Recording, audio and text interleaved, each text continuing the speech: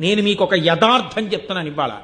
ఒక్కొక్కసారి ఏ దీక్ష లేకుండా అయ్యప్ప స్వామి గుడికి వెళ్ళినటువంటి కొంతమందికి అసలు జీవితంలో అయ్యప్ప దీక్ష తీసుకొని వాళ్ళు కొంతమంది ఆ గుడికి వెడితే 50 సార్లు దీక్ష తీసుకున్న వాళ్ళకన్నా కూడా అద్భుతమైన రీతిలో అయ్యప్పని సేవించుకునే అదృష్టాన్ని ఆయన ఇచ్చిన సందర్భాలు ఎన్నో ఉన్నాయి. దేనివల్ల ఇస్తాడో తెలుసా అండి? వీడి నా దీక్ష పట్టాడని ఇవ్వడం కాదు. వీడికి ధర్మమునందు అనురక్తి ఉంది, వీడికి వేదమునందు అనురక్తి ఉంది, వీడికి నా రూపమునందు అనురక్తి ఉంది, ఈశ్వరుడి యందు అనురక్తి ఉంది. అది ఆయనకి చాలు. నీవు విష్ణు భక్తుడవైనా అయ్యప్ప భక్తుడవే, శ్రీచక్రం టీవీ శివభక్తుడవైనా అయ్యప్ప భక్తుడవే, శాక్తేయుడవైనా అయ్యప్ప భక్తుడవే. నువ్వు ఏ రూపాన్ని భక్తితో కొలిచి వేదాన్ని నమ్మి జీవించినా నువ్వు అయ్యప్పని చేరుకోగలవు.